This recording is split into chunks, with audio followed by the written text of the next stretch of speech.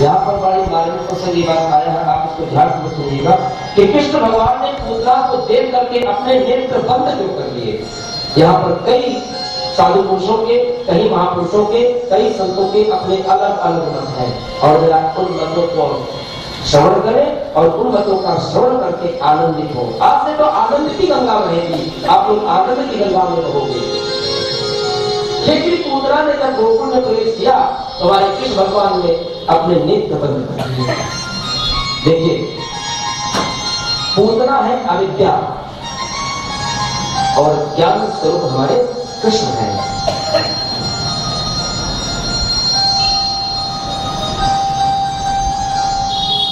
तो प्रभु ने सोचा ये अविद्या आ रही है ज्ञान से मिलने, लेकिन यदि मैं अपने नेत्र खोल दूंगा तो जहां ज्ञान का प्रकाश होगा वहां अज्ञानता का अंधकार मिट जाएगा।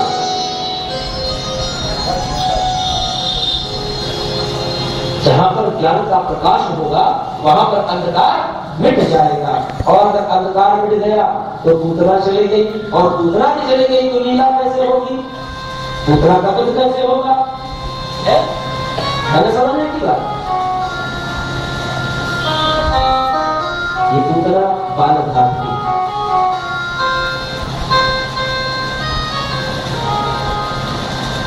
और हमारे दूसरे सत्पुरुषों संत पुरुषों का विचार है कि पूतना ने अपने स्तन में जहर लगा रखा था,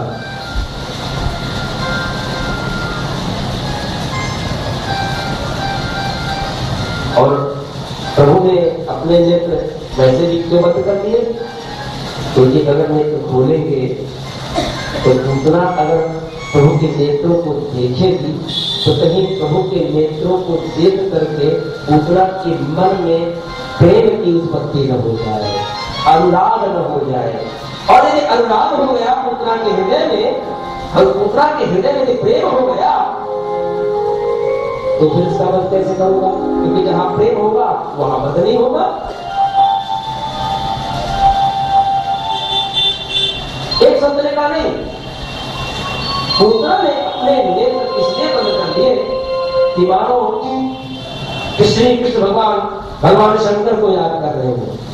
अब बताइए यहाँ शंकर भगवान की क्या जरूरत पड़ गई, भोले बाबा की क्यों याद आ गई हमारे कृष्ण भगवान को? क्योंकि अभी भी हमने बताया आपको ना कि पूतना के स्तन में जहर था। तो मानो प्रभु ने अपने नेत्र इसलिए बंद कर लिए हो कि वो भगवान शंकर को याद कर रहे हो कि हे भोले बाबा देखो ये पूतना मौसी आई है दूध पिलाने,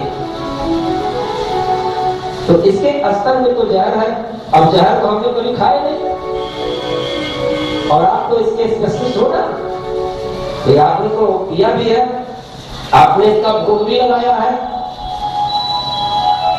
तो आप तो इसके चैंपियन हो, तो एक काम करो ना, आप आ जाओ और सबसे पहले तो आप इसके जो स्तन में जहर लगाया ना इसको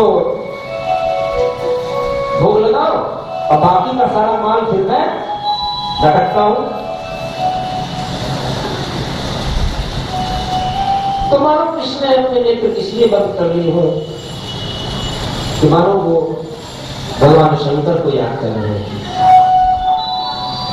इसलिए प्रभु ने अपने नेत्र बंद कर दिए। पूतना जब नंद भवन में प्रवेश की तो यशोदा माता काम कर रही थी। यशोदा माता ने सोचा कि लगता है कि कोई ग्वालिन आई है, तो साधारण उसके समझ करके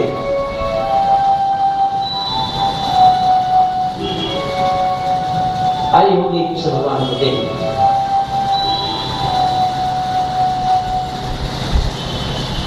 तो यशोदा ने कहा कि तो छोरी कैसे आई तुम, काम हो गया को लाला को देखने हो, गाभी ना देखो, काम करो, मैं अपने घर चली गई थी, वहां से आई हूं, और अब हम कन्हैया को देखोगे।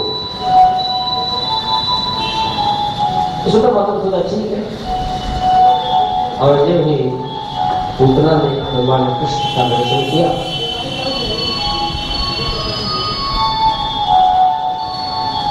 जिनके गले में मणि कौस्तुभ की माला है, वैष्णव तिलक है, मुस्कान का चेहरा।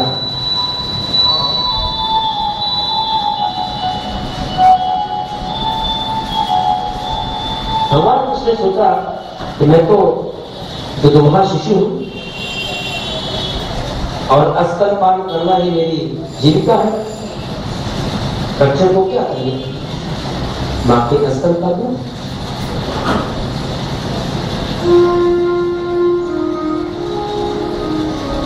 तो पूतना के स्तन का पान करने से यदि पूतना मर जाती है तो अविद्या समाप्त हो जाती है।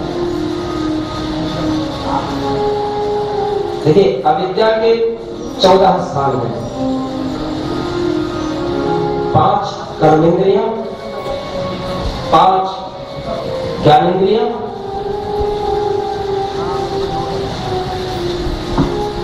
11वां हुआ मन, 12वां हुआ चित्त, 13वां हुआ बुद्धि और 14 हुआ अहंकार। ये अज्ञानता के स्थान हैं। तो 14 स्थानों से युक्त पूतना, ये 14 प्रकार की अविद्या को लेकर के पूतना आई है। बड़े ध्यान से सुनिएगा, ये बड़ी मार्मिक बातें हैं। आप लोग, मैं चाहूंगा कि भागवत का श्रवण करके जाओ तो दूसरों को बता सको कि हम क्या सुन करके आए हैं। खिचड़ी पूतना को अविद्या क्यों कहा गया? क्योंकि अविद्या की जो 14 स्थान आपको मैंने बताए, इन 14 स्थानों पर ही अविद्या रहती है। और इन 14 स्थानों की अविद्या को लेकर के जो केसरी पूतना आई है, इसलिए आई है। 14 स्थानों की अविद्या इसलिए है क्योंकि जिस दिन पूतना आई थी उस दिन चतुर्दशी का दिन था। ये चतुर्दशी के दिन आई थी पूतना, इसीलिए इसको 14 स्थानों की अविद्या कहा गया। 14 स्थानों की अविद्या रूपी पूतना ये आज आई है। हमारे जीवन में 5 प्रकार का ज्ञान होता है: अविद्या, अस्मृता, आराग, द्वेष और अविशेषता। जहां विद्या नहीं वहां अविद्या है। हम किसी कार्य को करें और स्थिति से भूल जाए, ये अस्मृता है। हमारे जीवन में कोई राग नहीं, जीवन की कोई धार नहीं, ये आराग है। और हम एक दूसरे से द्वेष कर ले, एक दूसरे के बैरी हो जाए, ये द्वेष है। और ये हमारे जीने की कोई विशेषता नहीं, इसको कहते हैं अविशेषता। सत्यम ज्ञानम अनंतम, ज्ञान रूपी परमात्मा जहां होता है वहां अज्ञान रूपी पूतना का निवास नहीं होता। एक अंधेरे कमरे में अगर आप एक बल्ब जला दो तो अज्ञान पहले मिटेगा और वहां ज्ञान का प्रकाश होगा। तो पहले तो छक्कर के भैया कन्हैया ने दूध पिया और जब भगवान दूध पीने के बाद अब पूतना के प्राणों को खींच रहे हैं तो पूतना चिल्लाई। भागवत के शब्दों में जरा श्रवण करिएगा इस चीज को। सामुंचालमिति, ध्यान सुनिएगा। सामुंचालमिति मुजालमति प्रभासिनी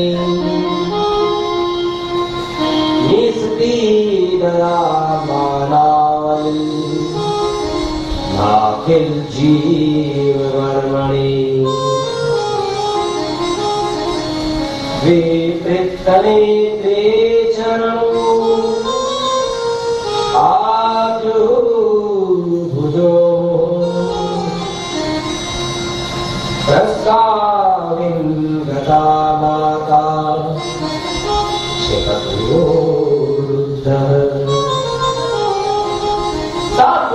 मुंचालम,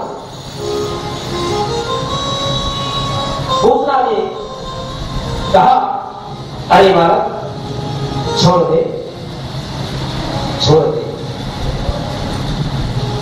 तो राजा परीक्षित ने सुखदेव जी के श्री चरणों में प्रणाम करके कहा कि गुरुदेव ये बताए, ये पूतना ने 2 बार क्यों कहा कि छोड़ दे छोड़ दे? 1 बार कह देती, 3 बार कह देती, 4 बार कह देती, इसने 2 ही बार क्यों कहा? सावन चमन चार।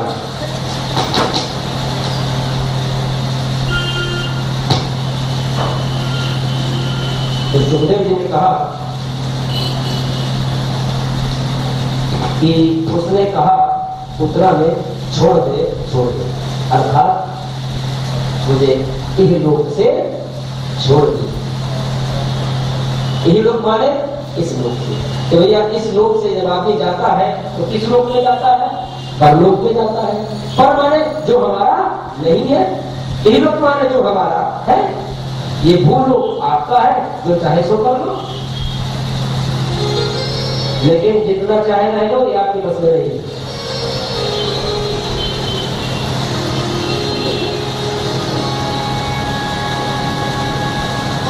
मैंने जब से आपको ये भागवत की कथा शुरू कराने का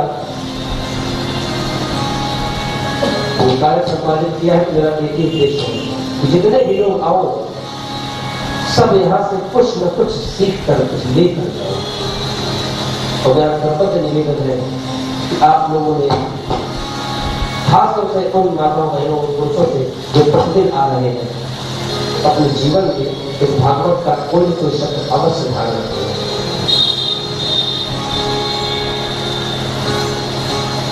हमारे पंडित जी ने उस दिन कहा भागवत कथा में आएंगे 5-5 को लाएंगे।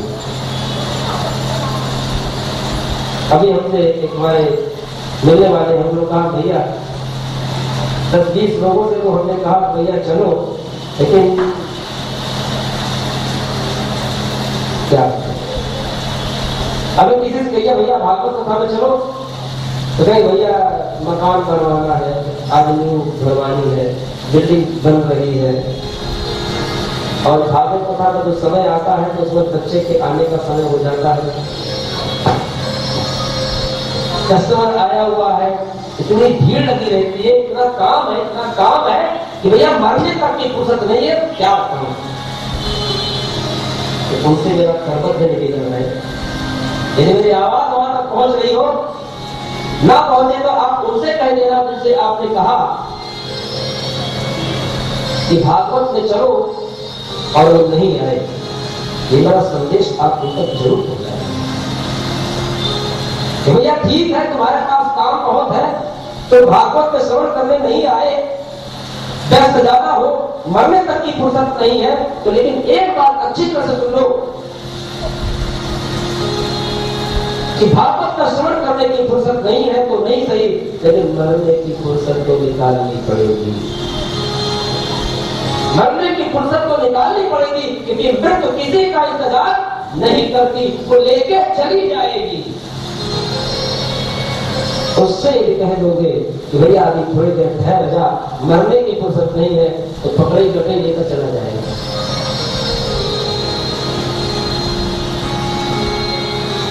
भागवत का श्रवण करने की फुर्सत हो या ना हो, यह सही।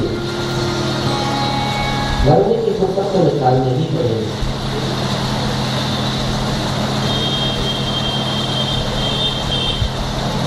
तो इस लोक से मनुष्य परलोक जाता है। तो पूतना ने 2 बार इसलिए कहा कि छोड़ दे, इस लोक से इस लोक छोड़ दे, और दूसरी बार जब कहा कि छोड़ दे, परलोक से अपने गोलोक में छोड़ दे।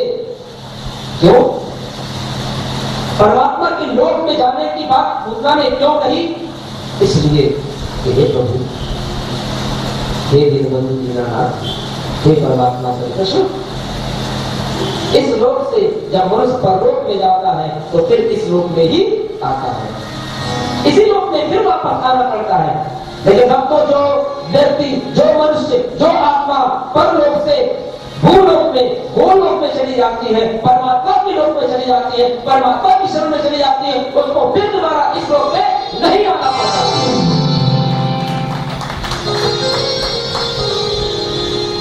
फिर दोबारा उसको इस लोक में नहीं आना पड़ता।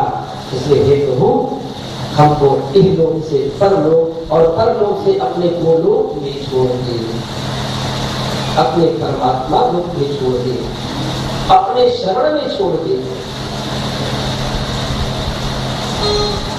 क्योंकि मैं नहीं चाहती अब मेरा दोबारा फिर जन्म इस लोक में हो। जीवन के बाद मृत्यु है, लेकिन ये निश्चित नहीं कि मृत्यु के बाद भी जीवन है या नहीं। कुछ आत्माएं इस लोक से उस लोक जाती है, लेकिन कुछ आत्माएं ऐसी भी होती है कि जो कि परलोक से वो लोक ही चली जाती है, उनको फिर दोबारा इस लोक में आना नहीं होता। और इस तरह से प्रभु ने पूतना का स्तनपान किया और पूतना का हरण करके पूतना को अधोगति नहीं, मां की गति बताया। प्रभु पूतना के शरीर पर खेल रहे थे, सीढ़ियां लगा करके गोपियों ने उनको उतारा और इस तरह से भगवान ने पूतना का उद्धार किया। और जब पूतना के शरीर को काट काट करके जलाया जा रहा था, तो सुखदेव जी महाराज कहते हैं कि परीक्षित, पूतना के शरीर से दुर्गंध नहीं, मर्या के चंदन की सुगंध निकल रही है, अस्पदंग की सुगंध आ रही है।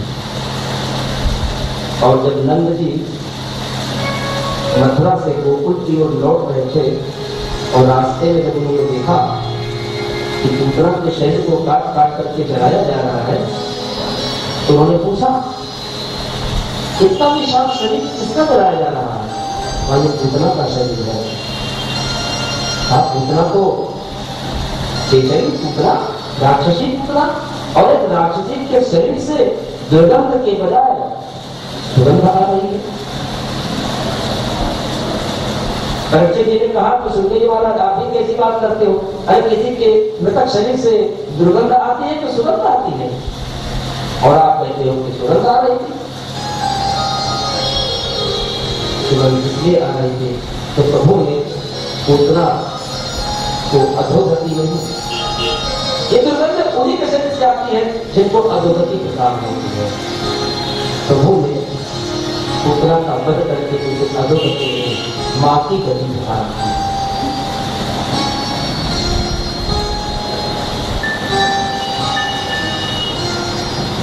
तो परीक्षित ने कहा कि महाराज ये पूतना है कौन कि जिसका प्रभु ने अधोगति नहीं मां की गति प्रदान की? परीक्षित, ये राजा बलि की कन्या रत्नमाला थी।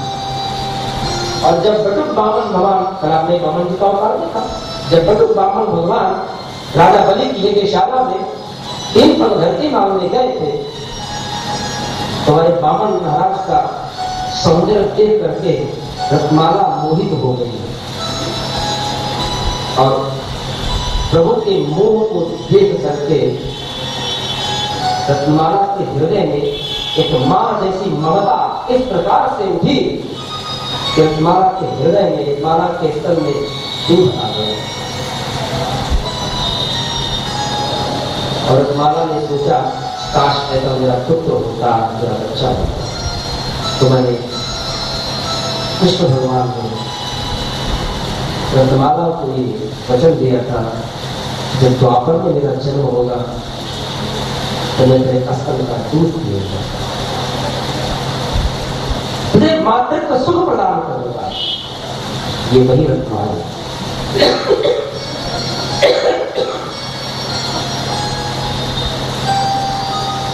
ये वही रत्नमाला है।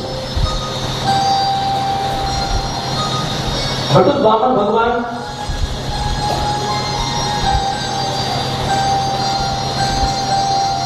श्री कृष्ण के रूप में पूतना को अधोगति नहीं बल्कि मां की गति प्रदान करें। और जब गोपियां श्री कृष्ण को ले करके जाने लगी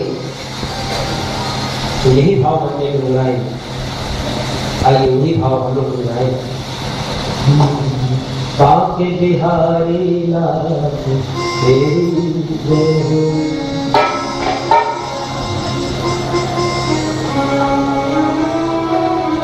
बाके बिहारी लाल तेरी जय हो। बाके बिहारी लाल तेरी जय हो। बाके बिहारी लाल तेरी जय हो। बाके बिहारी लाल तेरी जय हो।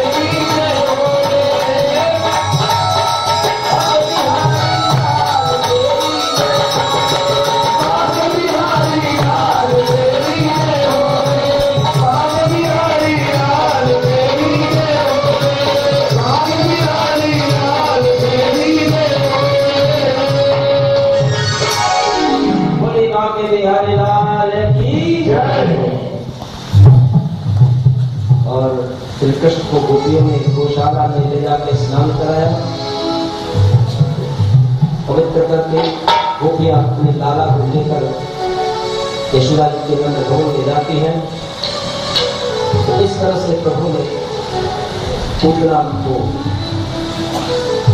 कुछ लोग कहते हैं कि पूतना का वध किया प्रभु ने, नहीं, प्रभु ने पूतना का वध नहीं किया, माफी करके, और जिसको माफी करके प्रदान हो उसका वध नहीं होता।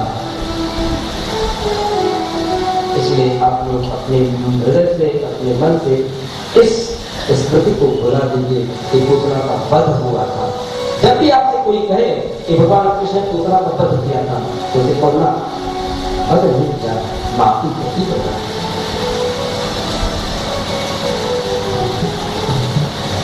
आज प्रभु 81 दिन के लिए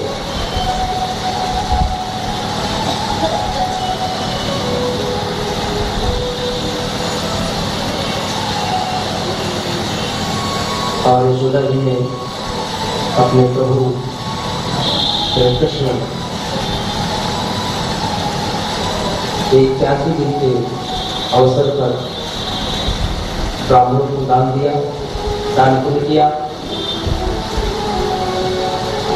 नंद जी ने कहा कि मैं भी जाकर के अन्न वस्त्र का दान कर रहा हूं।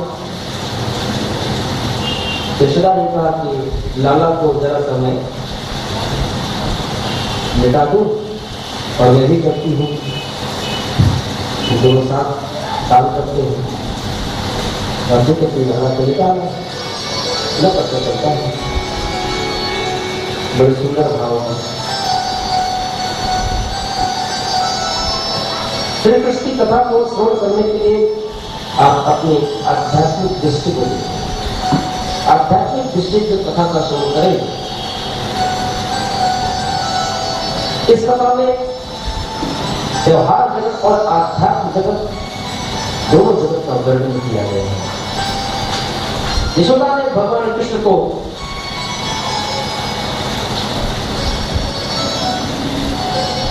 एक पालने में सुना दिया,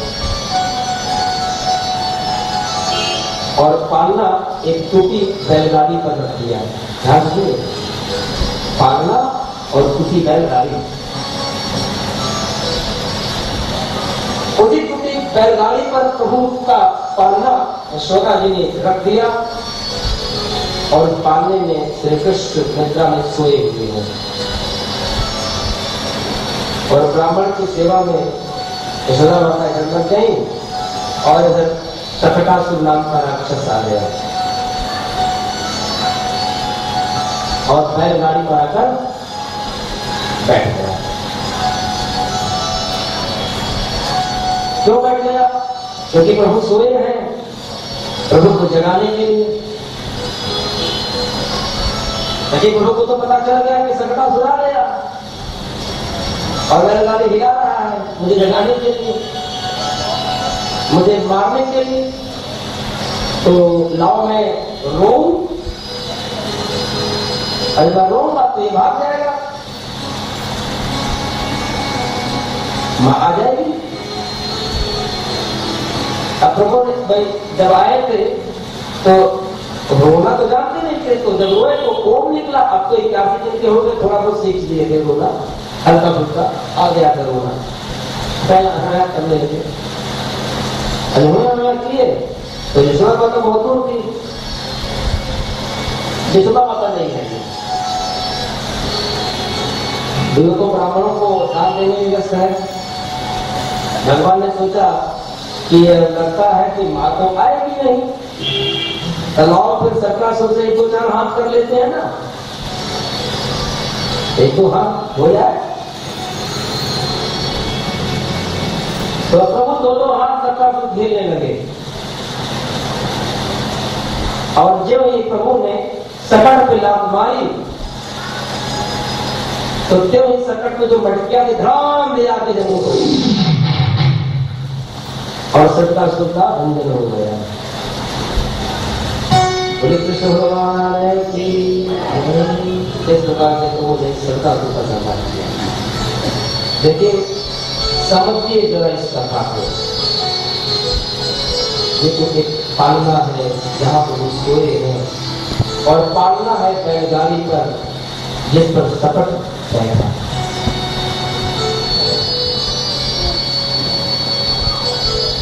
चटक पर मटकियां रखी थी जिसमें दूध, दही और मक्खन था, और नीचे का भगवान का पालना। चटक ऊपर था, मटकियां रखी थी, मटकी में दूध, दही, मक्खन है, और नीचे है पालना। जो गलती ब्रजरानी यशोदा ने की, वो गलती आप लोग कभी मत करना। बच्चों को कभी भी लापरवाही से मुंह छूना नहीं चाहिए।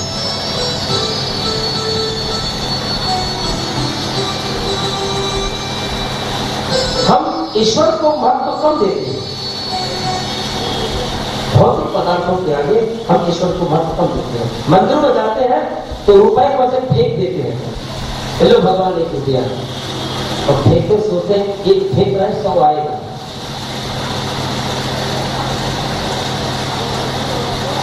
शक्कर उकर ले जाते हैं तो ऐसे फेंक देते हैं कि प्रभु तो पता नहीं खाते नहीं खाते, चिड़िया जरूर खाती है, और शक्कर का प्रभु को ही खाने लग जाती है।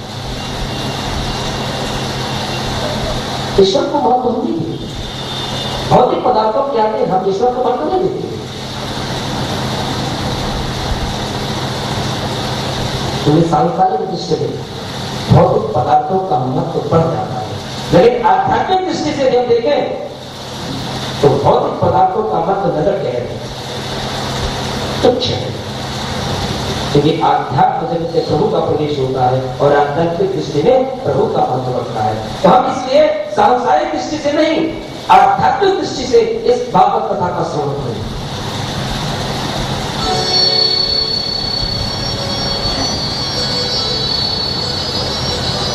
जहां ईश्वर की कोई बात आ जाए, जहां कोई धर्म की बात आ जाए, वहां पर हमारा मन संकुचित हो जाता है।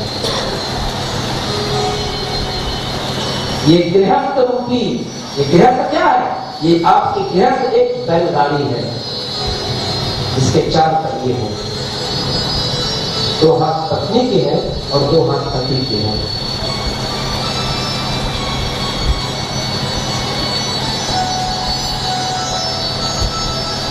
इसलिए कि पति पत्नी दोनों मिलकर उस जीवन की बैलगाड़ी को खींच रहे हैं, इसलिए कि कहीं कोई रुकावट ना आए,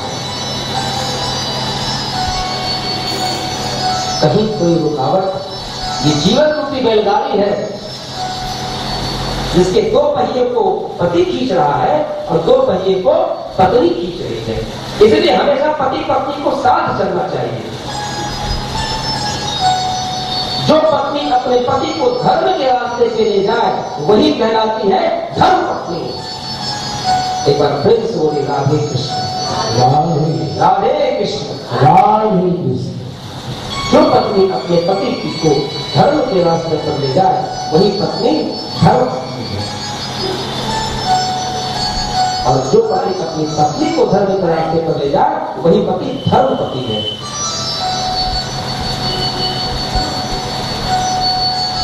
जो बैलगाड़ी है आपकी गृहस्थ की बैलगाड़ी है।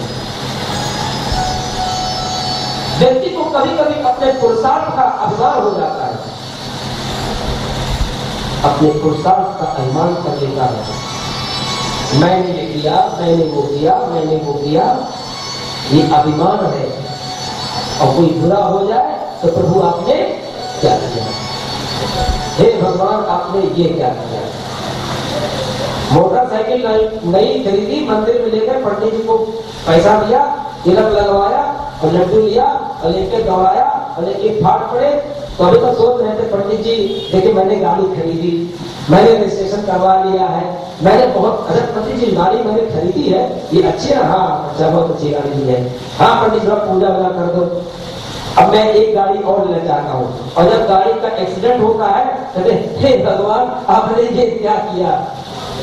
अरे देखो गाड़ी खरीदने के लिए तू बैठा है और एक्सीडेंट करने के लिए भगवान बैठे हैं क्या? भगवान नुकसान करने के लिए बैठे हैं क्या? अरे जब गाड़ी तूने खरीदी तो एक्सीडेंट भी तो तूने किया है, भगवान ने कहा कि भगवान ने कुछ नहीं किया। न भगवान ने गाड़ी खरीदी ना उन्होंने एक्सीडेंट किया। हाँ अगर भगवान ने गाड़ी मुझे खरीद के दी होती तो तू जरूर कहता देखिए प्रभु ने मुझको ये दिया है, और जिसको प्रभु दे दे उसका एक्सीडेंट नहीं होता।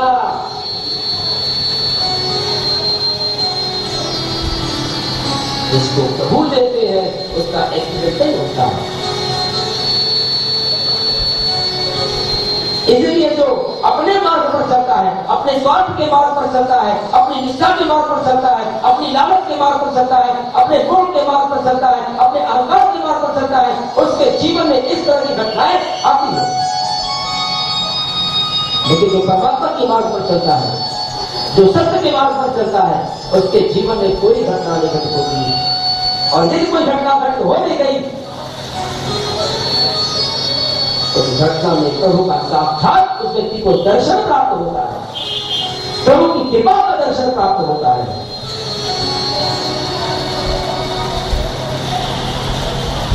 मुझे बैलगाड़ी है जो पति पत्नी के 4 पहियों की बैलगाड़ी।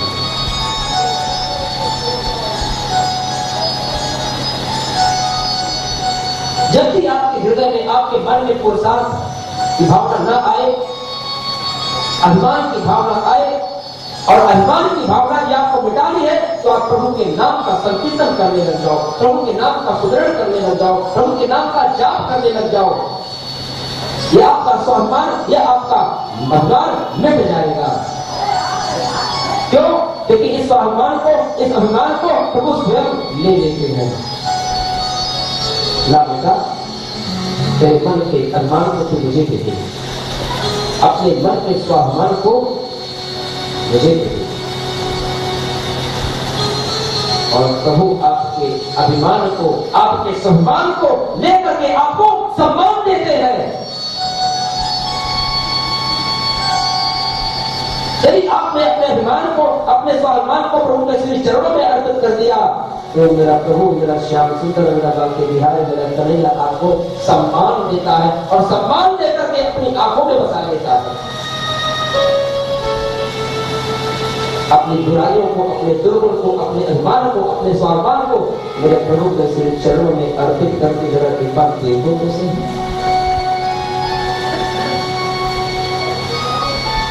कि धन दौलत तो एक साधन है, ये साधन भक्ति है। वास्तविक रूप से जो भक्ति आपकी है, वो भक्ति आपकी बुराइयों को दूर करने की भक्ति है। जब भी काम वासना सताए, जब भी विषय वासना आपको सताए, प्रभु का नाम लेना शुरू कर दो, क्योंकि जहां नाम वहां काम नहीं।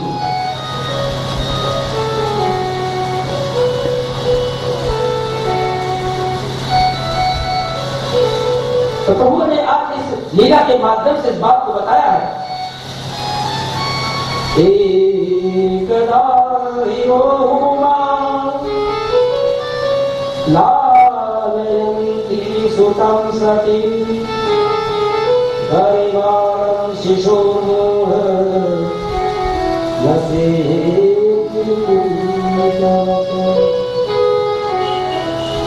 एक बार यशोदा जी अपने नंदलाला को नंद भवन के आंगन में बैठ करके अपनी गोद में श्री कृष्ण को दूध पिलाया।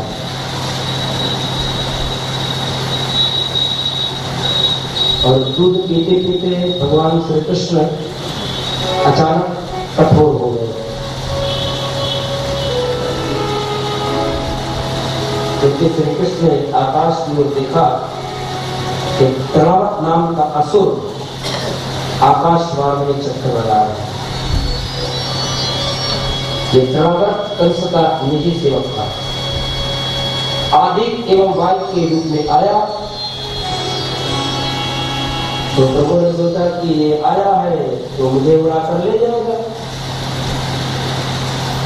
तो प्रभु ने सोचा कि मैं अपनी यशोदा माता की गोद में हूँ, तो भैया अगर मुझे उड़ा कर ले गया तो मैं तो अपनी रक्षा कर लूंगा। अब मैया भी मेरे साथ अगर उड़ गई तो पहले अपनी माँ को बचाओ कि अपने आप को बचाओ। अब मैया मुझे छोड़ेगी कैसे? अच्छा, आप बच्चों को अपनी गोद में लिए रहो, तो आप बच्चों को तो गोद में तभी तक ले सकते हो जब तक बच्चा गोद में हो। ये दो ही परिस्थितियों में बच्चा गोद से नीचे उतरेगा, या तो वो चंचलता के आवेश में उतर जाए खुद, तो माँ तुरंत से पकड़ लेगी। लेकिन अगर बच्चा की गोद में लेने से आपकी जांघों में दर्द होने लग जाए तो मेरे ख्याल से आप एक बार तो निश्चित उतारोगी गोद से। तो कन्हैया जी ने सोचा कि अब तुम्हें सिर उधर भारी करना पड़ेगा, क्योंकि भारी अगर नहीं किया तो मैया को उतारेगी नहीं, तृणावत तो अपनी हरकत से तो आ जाएगा नहीं, ये तो मुझे उड़ा कर मिल जाएगा। तृणावत क्या है? राक्षस। तृणावत का अर्थ है चक्रवात।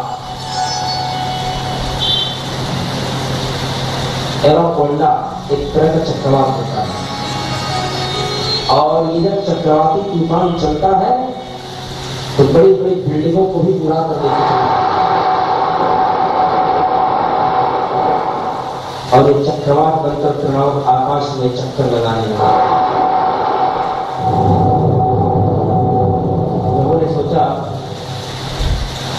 कि भैया की गोद से तो अब उतरना ही ठीक है,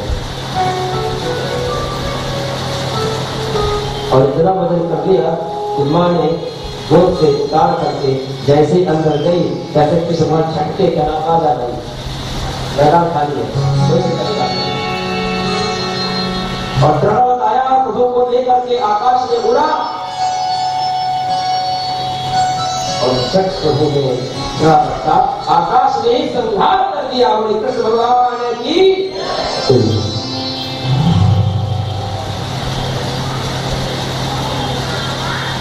समझेगा ये आदि, ये तृणावत है क्या? हमारे भी जीवन में इस प्रकार के चक्रवात आते हैं, हमारे भी जीवन में इस प्रकार की आदियां आती है, हमारे भी जीवन में इस प्रकार का तृणावत आता है।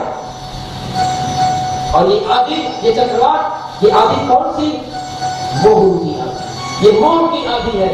ये मोह की आदि हमारे जीवन में कभी पुत्र मोह, कभी पुत्री मोह, कभी धन का मोह, कभी पद का मोह, ये मोह की आदि है। और जिनके जीवन में मोह की आदि आएगी उनके जीवन में तृणावत का उदय होगा। और मोह जब आएगा तो देगा तो कुछ नहीं, आपका सब कुछ लेकर चला जाएगा, सब कुछ लेकर उड़ा कर लेकर चला जाएगा। अरे आप ऐसे हाथ बनते रह जाओगे। पुत्र का जन्म होता है, हम पटाखे छुड़ाते हैं, गोली लगाते हैं, उत्सव मनाते हैं, आयोजन करते हैं, हजारों की भीड़ में भोजन कराते हैं, बच्चों के प्रति मोह करते हैं, बच्चों की उंगलियां पकड़कर उसे चलना सिखाते हैं, और यही बच्चा जब चलना सीख जाता है तो सबसे पहले माता पिता के हाथ कोई झटक करके आगे निकल जाता है। माता पिता को छोड़ देता है। और अगर माता पिता बच्चे को कुछ कहें तो कहें क्या बात, हमको अपने आदेश में बचाना चाहती हूँ? क्योंकि बेटा अब समझदार हो गया ना। ये हर मनुष्य के जीवन में एक मोह की आदि बहती है। सुखदेव जी महाराज ने कहा, परीक्षित ये तृणावत है, हिरण्याक्ष का पुत्र था उत्कच, बहुत ही बलवान और मोटा तगड़ा था। एक बार यात्रा करते समय उसने लोमस ऋषि के आश्रम में वृक्षों को कुचल डाला। लोमस ऋषि ने उसे श्राप दिया, करे दुष्ट जा तू तेज हो जा।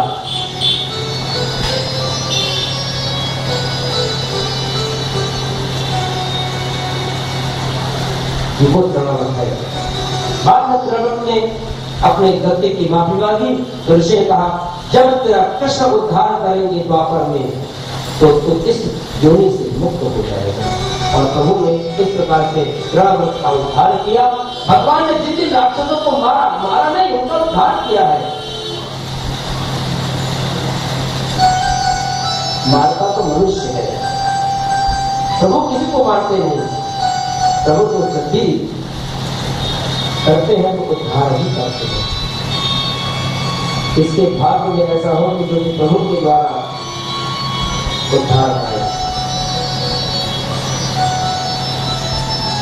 मैंने कल बताया अपनी कथा में कि मोह को हम प्रेम समझ लेते हैं, लेकिन मोह और प्रेम में अंतर है। मोह में किसी चीज के प्रति, किसी वस्तु के प्रति, किसी व्यक्ति के प्रति पाने की लालसा होती है, लेकिन प्रेम में किसी को पाने की लालसा नहीं होती। प्रेम में लालसा होती है तो प्रभु को पाने की लालसा होती है। जिनको प्रभु मिल जाए उनके हृदय में मोह नहीं प्रेम भाव करेगा। प्रेम और मोह में अंतर होता है। मेरे ठाकुर तो लीला कर रहे हैं, मेरे कृष्ण लीला कर रहे हैं, और मेरे कृष्ण मोह लीला नहीं, मेरे कृष्ण प्रेम लीला कर रहे हैं।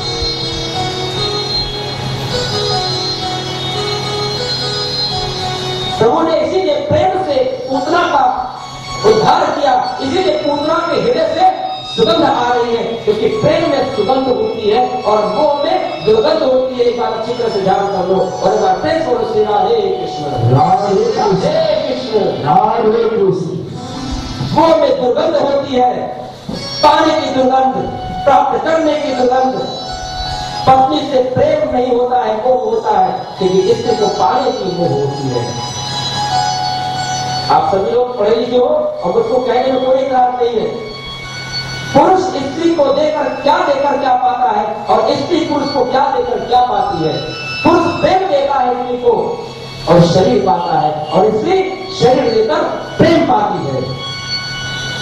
तो किसके घाटे का सौदा है, पति का या पत्नी का? हमेशा पुरुष घाटे में ही है। लेकिन पुरुष कहता भी है, दावा भी करे कि मैं पत्नी से मोह नहीं, मैं पत्नी से प्रेम करता हूं, तो प्रेम के बदले में इसकी शरीर देती है और इसके शरीर लेकर पति का प्रेम पाती है। तो प्रेम और मोह में अंतर है। इसलिए कितनी पूर्णा के हृदय से, शरीर से प्रेम रूपी सुगंध निकल रही थी।